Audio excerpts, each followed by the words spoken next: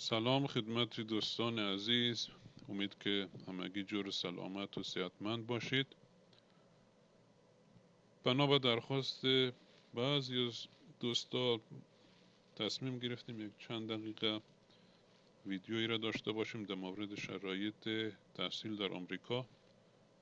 البته خب توضیحات ما بیشتر مربوط به رشته‌های طبی، مخصوصا تکنولوژی طبی است و مخصوصا دوستانی که برای ماستری یا دکترا به فکر ازی هستن که ادامه تحصیل بدن.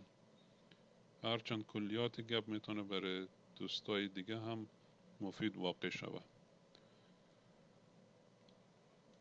خب در مورد ادامه تحصیل در آمریکا ما سه روش هم میتونیم دنبال کنیم. یک ای است که سایتی است من معرفی میکنم به شما به نام گرانتوم. در سایت گرانتوم بودجه های تحقیقاتی آمریکا برای رشته های مختلف در هر بخش مشخص شده که سالانه نصیب چه کسی شده و چه مقدار بوده. طریقه کار آسانه و شما تنها با جستجوی و نمو فیلد یا رشته تخصصی مورد علاقه تان که در او بخش تجربه دارین یا علاقه دارین که کار کنین در این بخش جستجو میتونید ببینید که چه پروژه های در جریان است و در جریان بوده. اینجا ما مشخصا لغت دراگ رزیستنت تایپ کردم و میبینیم نتایجی که اینجا مطرح است. با خاطر که دامنه وسیع در بر میگیره دراگ رزیستنت یا مقاومت دارویی، اینجا در بخش پارازیتا هم اشاره شده. نکته خیلی مهمی است که ما استادی پیدا کنیم که با تجربه و سابقه دار باشه، به خاطر که نشان میده قدرت داره در گرفتن محصل یا دانشجو و پیسه‌دار است به اصطلاح. مورد اول ما خب مشخص استادی به نام فیلیپه که در بخش پارازیتا و مشخصا مالاریا کار کرده. ما سعی میکنیم که یا استاد با سابقه است یا تازه کار. میبینیم که در 2019 یک پروژه گرفته، در 2018 یک پروژه دیگه داشته و باز میبینیم که بله در 2017 هم ای تونسته پروژه یا گرانت بگیره.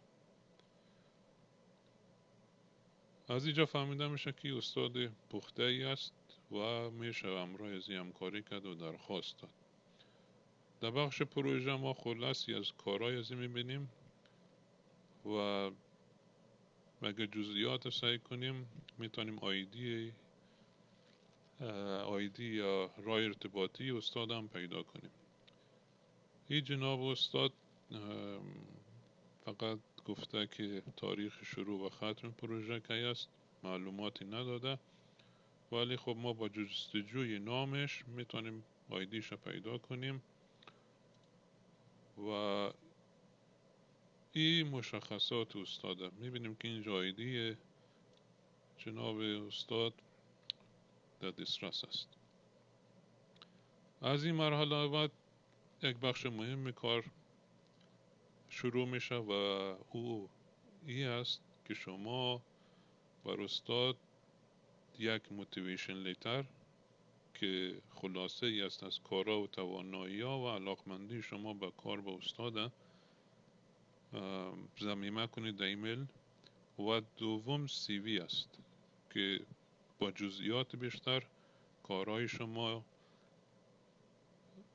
سوابق تحصیلی تحقیقاتی شما در اونجا ضمیمه شده. یک نکته ای که خیلی مهم است، مقاله های شما باید در یک بخش باشد، در یک رشته تخصصی خاص باشه، پراکنده نباشه. به عنوان مثال از میکروبیولوژی شما نرفته باشید در بخش تعیین مطالعاتی بر روی سیگرت کشیدن، یا از سیگرت کشیدن یک دفعه شما برید بر روی آمار ولادت و زایمان. این نشان میده که شما پراکنده کار هستین و در یک بخش تخصص خاص ندارین. ممکنه شما 50 مقاله داشته باشید ولی خب این برای گرفتن بورس چندان کاربردی نداره.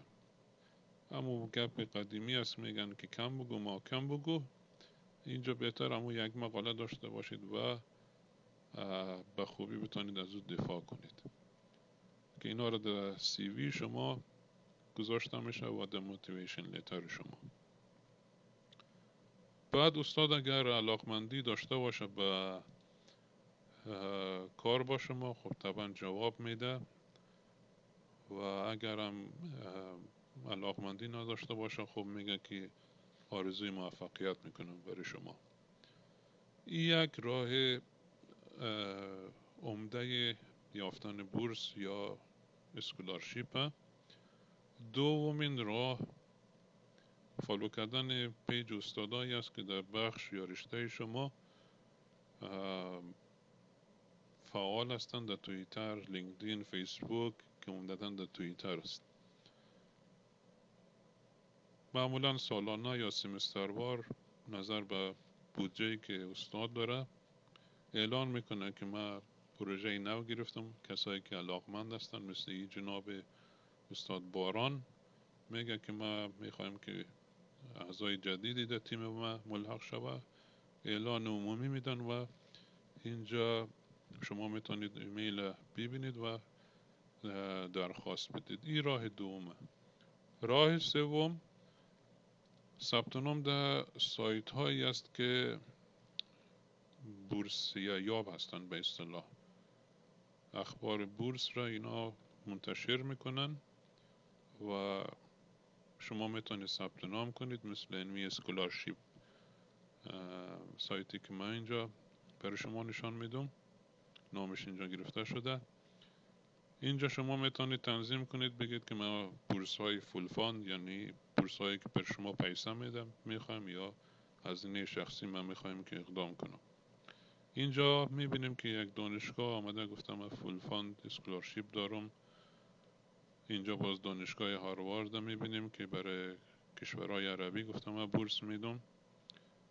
اینجا باز یک دانشگاه دیگه است که گفتم من فول فاند اسکولارشیپ دارم برای لیسانس، ماستر و پی اچ دی.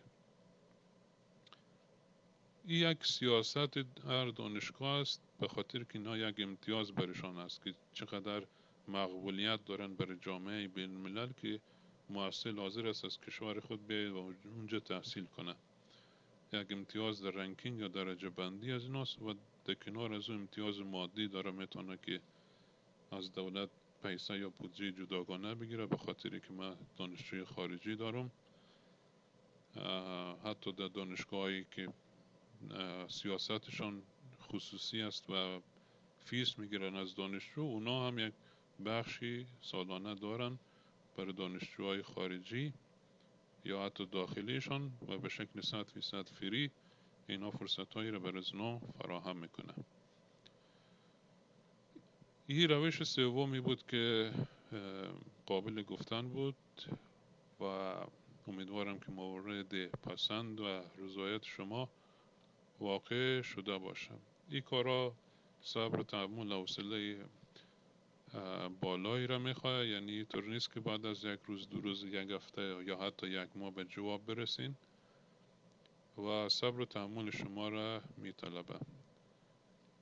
اگر در مراحل بعدی در بخش نوشتن موتیویشن لیتر یا راهنمایی در نوشتن سی وی کمکی خواستین، من خوشحال میشم که کمکی را داشته باشم و بر راهنمایی که باشه ما در خدمت شما هستم.